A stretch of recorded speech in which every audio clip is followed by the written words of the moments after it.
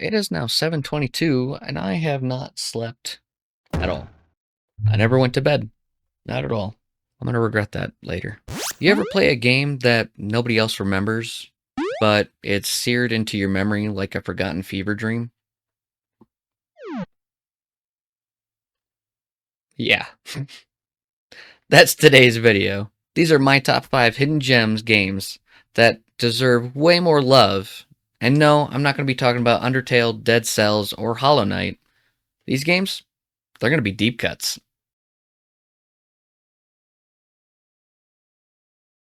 Hello and welcome to Modern Broadcasts. Now, let's be real. Freedom Planet wears its inspiration on its sleeve. It looks like a Sonic fan game. And that's exactly what it started as, but what developer Galaxy Trail created goes way beyond imitation. This is a full-blown action platformer with gorgeous sprite work, voice acting, and a surprisingly deep plot involving alien kingdoms and ancient relics. Somehow, it all works. Let's check out some gameplay. The gameplay is where Freedom Planet truly shines. Each playable character has their own unique abilities and mechanics. Lilac zips around with the Cyclone move that feels buttery smooth. Boss fights are massive, difficult but not punishing, and the music absolutely slaps. Seriously, go look up Relic Maze 2. You're welcome. Personally, I remember purchasing this game on a whim during a Steam sale, thinking it would be a one and done, and instead I end up buying a boxed set from IndieBox back in the day, which came with oh so many goodies. I've even found myself humming the soundtrack days after playing, and it's rare to find a modern indie game that nails both gameplay and nostalgia this perfectly. If you haven't touched it, you should fix that. I can't wink. That was my best wink. This one's weird, and I love it for that. Battle Hunter is a tactical, tile-based dungeon crawler where up to 4 players compete to find hidden items and escape before everyone else. Think Fire Emblem if it had a card-based movement, booby traps, and the constant looming threat of terrible RNG. You can fight other players mid-dungeon or set bombs, traps to screw them over, and sometimes the dungeon just decides it hates you and spawns monsters or hits you with random events. It's janky, it's petty, and yet it feels so goddamn good to get a relic and dip out before the totally not cheating AI takes it from you. Plus, the PS1 art style is charmingly ugly in that early anime era. Mwah! For me, Battle Hunter was a clearance bin surprise. I actually found it at a rental store that was closing down and bought it for it was like $2. I ended up putting in weeks of time. It's just one of those games that's hard to explain, but it's unforgettable, and once you play it, you're hooked. Summon Night Swordcraft Story is the definition of underrated. It's an action RPG set in the fantasy world where blacksmithing is an actual art form. You play as an apprentice competing in a tournament to become the next Craftlord. The twist is you're not just grinding XP, you're crafting weapons from scratch, customizing them, and bonding with a spirit companion along the way. Combat takes place in a 2D brawler-style arena, and it's surprisingly fluid for the Game Boy Advance. You dodge, block, and counter in real time, giving battles an intensity that most handheld RPGs of the era didn't dare attempt. Each weapon type, sword, axe, spear, drill, etc., feels distinct, and you can break enemies' weapons mid-fight, forcing them to adapt. There's depth, and more importantly, replay value. I only just stumbled upon this game because of the anime-style box art. I had no clue what I was getting into, but within an hour, I was hooked. The writing is sharp, funny, and the art just scratches that 2000 anime itch. You grow attached to your spirit companion. I always picked Sugar. Huh? Don't you judge me. And the story takes some legit twist.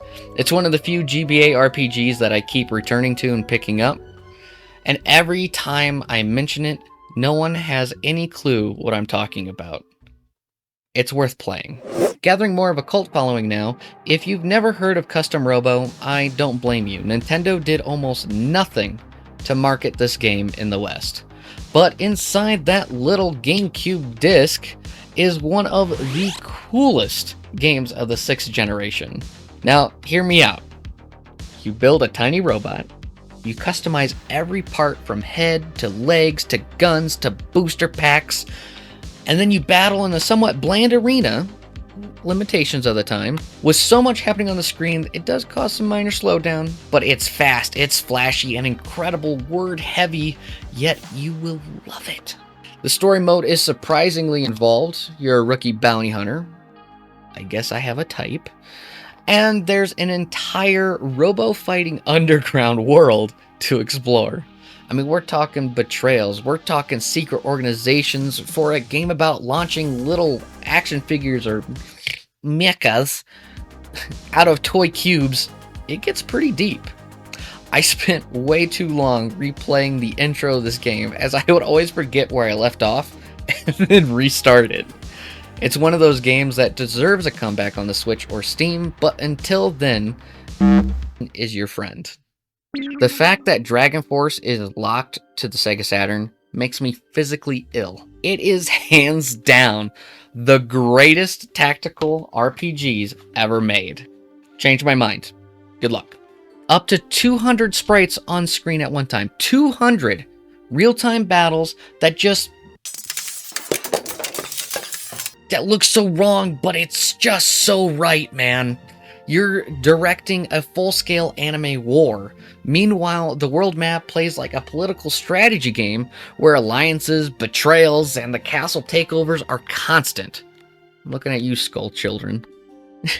You could pick up from 8 unique rulers, each with their own storyline, armies, and special units. Every campaign gives you a different angle on the overarching war for control over Legendra. It's ambitious, it's smart, and somehow works perfectly on the Saturn. I only played this back when I was a wee little lad, as my second cousin gifted me his Sega Saturn for my birthday. Along with it came 2 games, Guardian Heroes and Dragon Force. I didn't expect much, but once I started a campaign, I fell down a rabbit hole. The sheer scale of it, the epic music, the voice-acted cutscenes, all that be not that great, it was huge for the time. The story twist, and it was just like playing an anime from the 90s.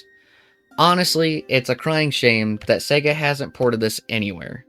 If there was ever a reason to own a Saturn, Dragon Force is it. So guys, there you have it. That is my personal top 5 hidden gems. If you've played any of these, then you're automatically cooler than 98% of gamers. Pat yourself on the back, look at you. A+. If you haven't, well then you have some homework to do. Do you have a hidden gem of your own? Drop it in the comments. I need more backlog pain. Oh. Also guys, be sure to get freebies, join giveaways, and support the channel over at modernbroadcast.tv. Have a great week, everyone. Take care. Just because I know someone's going to ask why I have 4 copies of Dragon Force. For those that know, no.